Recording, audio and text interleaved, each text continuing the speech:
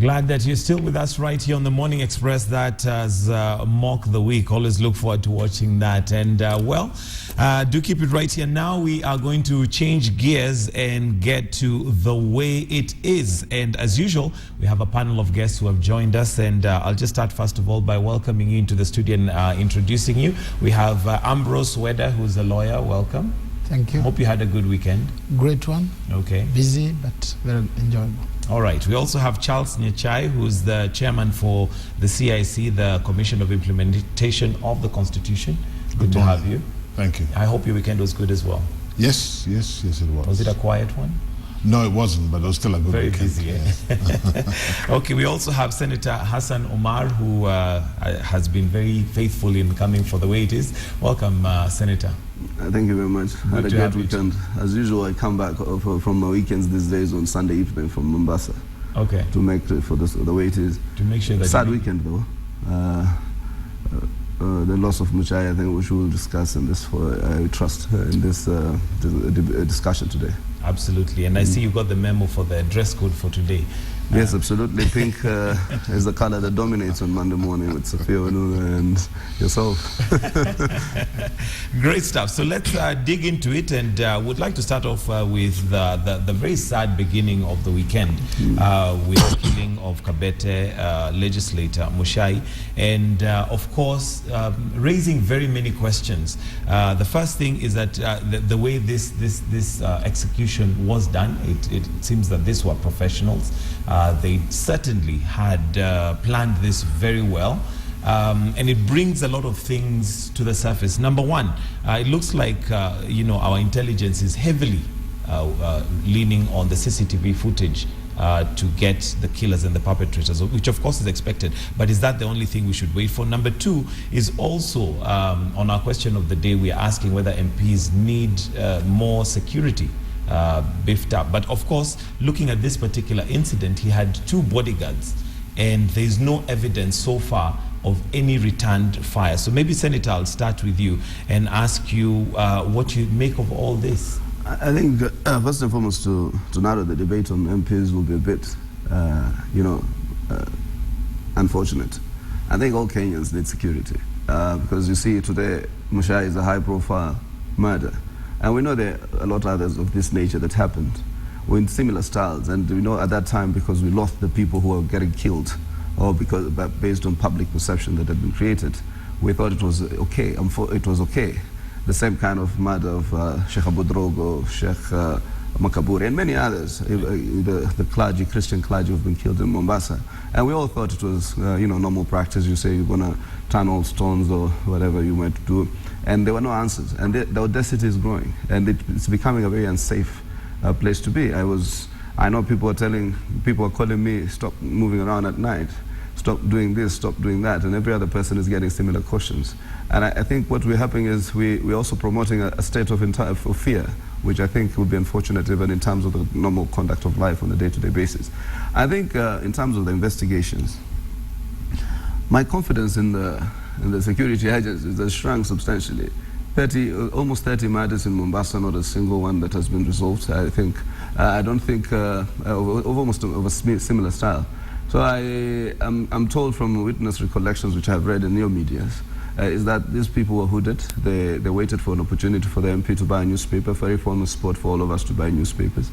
And he just came out. Probably it was the shock that met them, that probably there was no reaction from even the security guards. But there's need for alertness, and therefore I hope the CCTV can give us certain leads, but the CCTV on the standalone might not necessarily unravel the entire puzzle, including many other things that we want to know in terms of getting below the surface. Because I think the death of this great man, because I knew him personally, and my condolences to the family, to him, to the friends, the people of Kabete constituency. He faithfully invited me for every Kotu Labor Day celebrations with a card and a lunch card, and he was an amazing man. But for me, the speculation that it is raising around what are the possible motives or circumstances of the killings, it needs us to go beneath this and then, to resolve all the mysteries that surround it. So I want to believe that, as we saw the director of CID on site, I want to believe that that is a demonstration of commitment.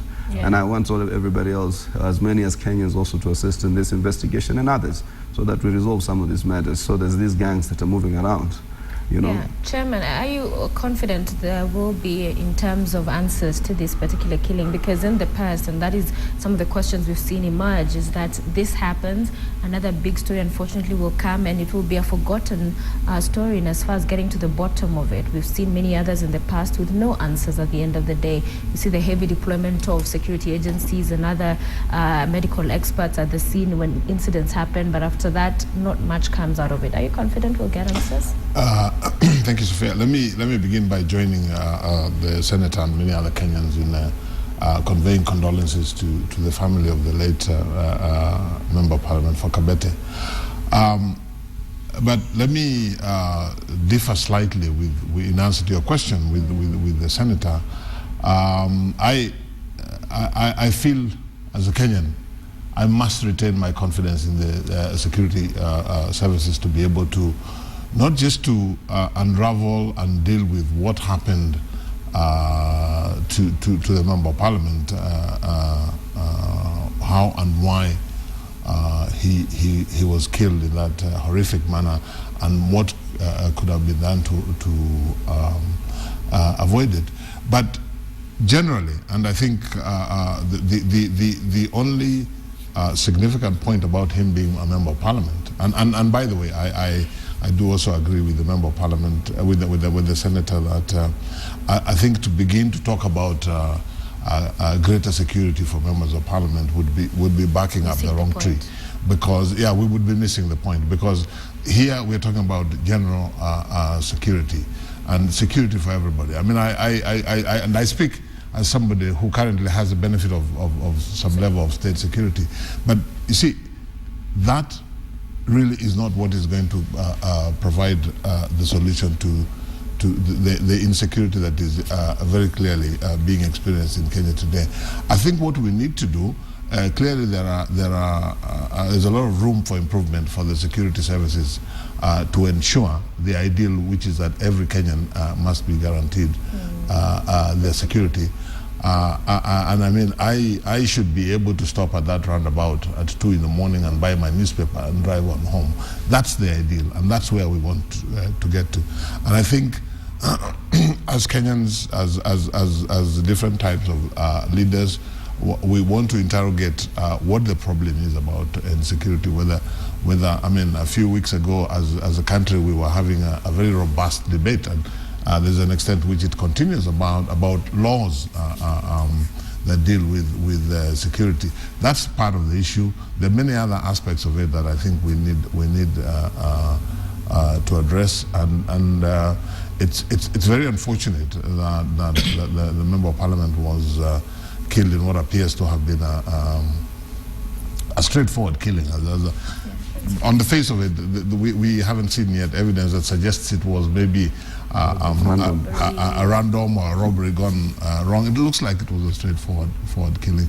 And what I think it does for us, or should do for us as a country, is to, because of the prominence of the victim, is to give us the opportunity to urgently address the issues that will ensure security for every Kenyan, and not just for members of parliament or other state officers. All right, Ambrose Weda, I don't know what we learn from this, especially given the fact that this is another leader who, just like Chairman has said, it's evident that it was well planned, well executed.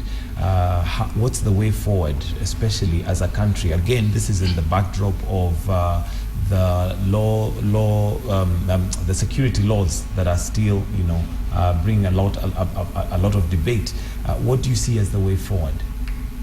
Yeah, thank you. May I offer my prayers to the family, especially the wife who witnessed the killing. She must be very, very traumatized. And our prayers to her and to the family. Coming to Kenya, I seriously do not think that the human capacity that we have would be able to properly unravel that kind of murder. Because that kind of... So you don't think we'll know who it is? I don't think. especially when the leaders who are supposed to take decisions, leaders like Senator here, who are supposed to be talking about what equipment do you have, how much money do you have, what kind of training do you have, are busy saying, we are the police to go through this matter. The police, and they are the basic policemen, our cousins that we pushed through into the police force, our cousins who failed. We normally get people who have failed somewhere. Then we push them through the police force. They could hardly understand how to dissect a rat in college. Now we expect them to take a bullet, analyze it, understand that this came from this kind of gun, and this gun could have been this serial number, and this gun was in this station. So that with the equipment we have, the level of training we have, even the leadership, you have already people are saying, oh, we are relying on the CCTV. But they covered their faces. We are relying on the provoked. They must have changed the number. So they will lead you go there, you find that's the number of a truck which was thrown away in Changamu in Mombasa. Then it is a dead end. Then we start saying, oh, it's politics, it's code to politics, theft. I think we must change gear, put in those who have a heart for police work, those who are intelligent, train them properly, give them equipment. We have this laboratory we are talking about. It's not there. That's why simple samples like DNA samples, proper DNA samples, you have to take to South Africa. DNA, whether a child is yours or not. So you're saying it's a system that needs to be changed, yes, overhauled. Yes. And the leaders have to do it. They have to budget for it. They have to know it, budget for it, put it in place. But as you can see, the way they are doing is just blame game. Mr. President, Mr. this and that. Okay. We have to change gear. Modern crimes require modern way of thinking, modern way of handling. And even if it takes a year, 2 years, we come up and unravel these matters. But here, it will be 2-3 weeks. Then we say, that one. Then it goes. Then it adds to the list. If you see like Britain, even if somebody is killed in his house, 5 years down the road, somebody is still patching together the puzzle. But I hear one of the legislators suggesting that now qualification to get even into the police service should go to, should go down to primary school level qualification. That's the sickness I'm talking about. Yeah. In fact, the good thing is, seldom do I hear my friend talks about fundamental reforms. If you look at what I personally, from the time of the commission to this point, have agitated for, it's fundamental reforms of the police service. And fundamental reforms here means you must change the way police do business. You must change their training. You must equip it. You must change. You must put in the caveats in terms of the welfare of the police officers. The chairman here will bear you witness that even when we're negotiating the police laws, the National Police Service Commission, the National Police Service Act, and the National IPOA, some of us played an active role. In fact, I was the chair of the National Police Service Commission selection panel. Because we wanted to strengthen security and its management and systems. The Constitution has given us an arena of governance in terms of Chapter 14 on national security. But you see, when you come in, and the first things that you do is to try and renege and take us back to what we call regime policing, trying to say, the police has this man has too little powers, this man has too many powers, without internalizing what this whole intentions of the reforms were. The spirit and letter, because you have to realize at that time when we were conducting some of these police reforms, I keep mentioning this with respect that Professor Saitoti, who led this process, himself was a fairly conservative politician from the old school, but knew that there was need for fundamental reforms of the police service, to enhance its capacity, to take up some of these contemporary and evolving challenges, including the crimes of terrorism, these which are contemporary challenges of our time, and evolving sophistication in terms of crime.